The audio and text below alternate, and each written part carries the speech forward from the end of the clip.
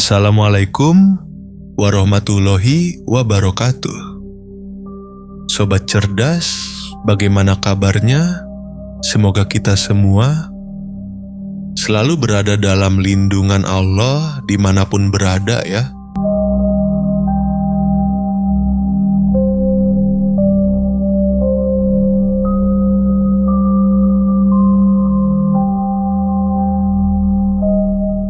Cerita kali ini berdasarkan kisah nyata yang terjadi pada tahun 80-an di wilayah Jawa Barat. Nama-nama dalam cerita ini bukanlah nama asli ya sobat.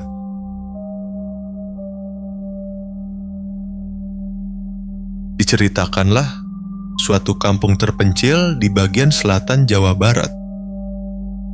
Karena terpencil, saat itu akses jalan belum ada, hanya ada jalan setapak saja. Bahkan listrik pun belum menyentuh kampung tersebut.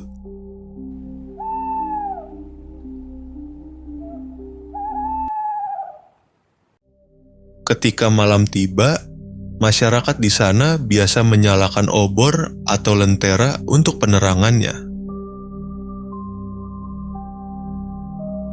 Mang Ading, salah satu warga kampung tersebut, dia dan istrinya tinggal di sebuah gubuk sederhana di tengah kebun dengan kolong rumah yang tinggi guna menghindari hewan-hewan buas di sana.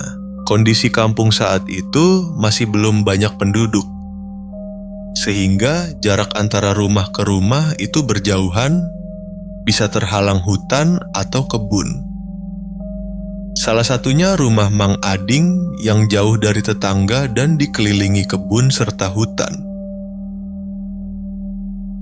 Mang Ading sehari-hari bekerja di kebun. Saat ini ia sedang rajin-rajinnya mengumpulkan biaya untuk persalinan istrinya yang sudah dekat. Suatu malam, ketika Mang Ading terlelap tidur, istrinya tiba-tiba membangunkannya dan memberitahu bahwa air ketubannya sudah pecah. "Pah, bangun. Air ketuban emak udah keluar," kata istrinya. Mang Ading terperanjat kaget dan dengan siaga langsung menyalakan obor serta bersiap-siap untuk menjemput dukun beranak. Pada saat itu belum ada bidan di kampung tersebut. Jadi jika melahirkan dibantu oleh seorang dukun beranak atau paraji. Mang Ading lekas berjalan menyusuri kebun dengan penerangan menggunakan obor kecil. Jarak rumah dukun beranak tersebut cukup jauh. Namun, di tengah perjalanan, Mang Ading melihat sosok wanita tua yang menggunakan kebaya dan samping atau kain untuk roknya. Rambutnya sudah putih dan disanggul. Mang Ading mengenali pakaian dan postur tubuh nenek tua itu. Dia seperti dukun beranak yang hendak dijemputnya. "Mak iyo?" tanya Mang Ading sambil mengarahkan obornya ke arah wajah nenek tersebut. "Saya baru saja mau menjemput ke rumah emak," kata Mang Ading. "Iya, saya sudah tahu. Jangan menyinari wajah saya dengan obor, silau," kata nenek tersebut sambil menutup wajahnya dengan sebelah tangan. Mang Ading heran kenapa dukun beranak itu sudah tahu istrinya akan melahirkan, tanpa ada yang memberitahu. Meski begitu, Mang Ading melanjutkan perjalanan dengan paraji tersebut menuju ke rumahnya. Saat tiba di rumah Mang Ading, paraji tersebut langsung naik ke atas rumah Mang Ading, menghampiri istri Mang Ading yang telah kesakitan menahan kontraksi, Mang Ading pun ikut melihatnya. Namun, Paraji tersebut memperintahkan Mang Ading jangan melihat proses istrinya melahirkan. Kamu jangan melihat istrimu melahirkan. Sebaiknya kamu tunggu saja di luar, kata Paraji itu. Dengan percaya, Mang Ading pun menuruti perintah Paraji tersebut. Ia turun dari rumahnya. Lalu Mang Ading memutuskan menyalakan api dan merebus air untuk memandikan bayinya nanti. Tapi Paraji itu kembali lagi memerintahkan Mang Ading mematikan semua sumber nyala api, baik dari tungku maupun obor, dengan alasan terasa panas ke arah istrinya Mang Ading dan membuatnya gerah. Matikan semua apinya, istrimu kepanasan, seru Paraji itu dari dalam rumah Mang Ading. Tanpa rasa curiga, Mang Ading pun menuruti perintah Paraji tersebut. Ia mematikan semua sumber nyala api di rumahnya. Malam itu, rumahnya gelap dan hanya diterangi sinar bulan saja. Sambil berdoa, Mang Ading mendengar teriakan istrinya kesakitan. Namun, setelah beberapa lama, istrinya menjadi diam tanpa suara, serta tidak terdengar suara tangisan bayi lahir. Mang Ading pun menjadi curiga. Jangan-jangan terjadi sesuatu dengan istriku dan anakku, gumam Mang Ading. Mak, kenapa istri saya diam? Tanya Mang Ading dari luar rumahnya. Namun, tidak ada jawaban dari Paraji. Hanya terdengar suara samar-samar cakruk, cakruk dari dalam rumahnya. Perasaan tidak enak dalam hati Mang Ading semakin kuat.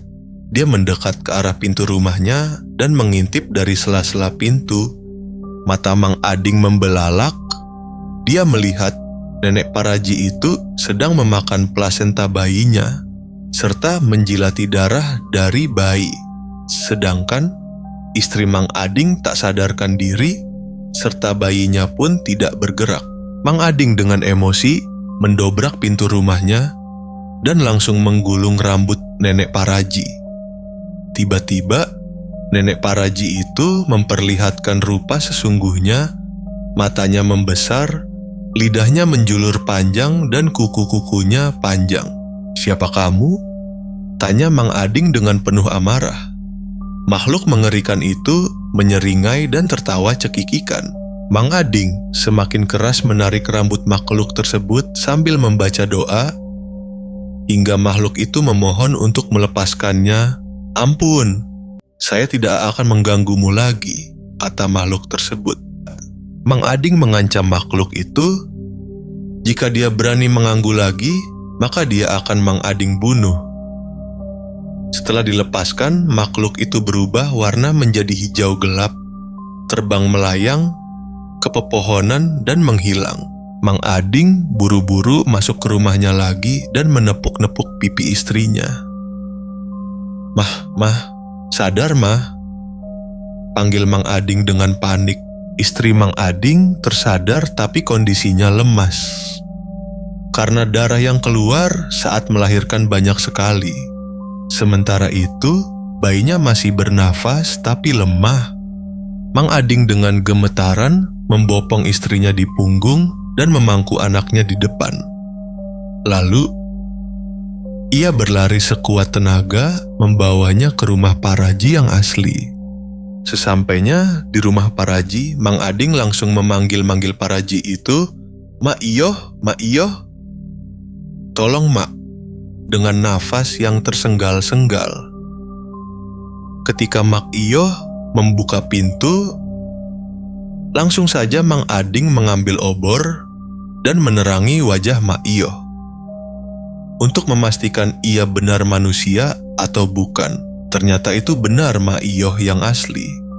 Mak Iyoh langsung menolong bayi yang lemas dan istri Mang Ading yang hampir kehabisan darah. Untung saja mereka bisa diselamatkan.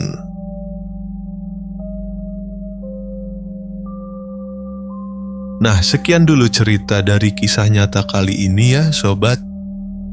Semoga bisa menghibur dan menjadi inventarisasi khazanah cerita mistis bagi sobat cerdas. Sampai bertemu lagi. Wassalamualaikum warahmatullahi wabarakatuh.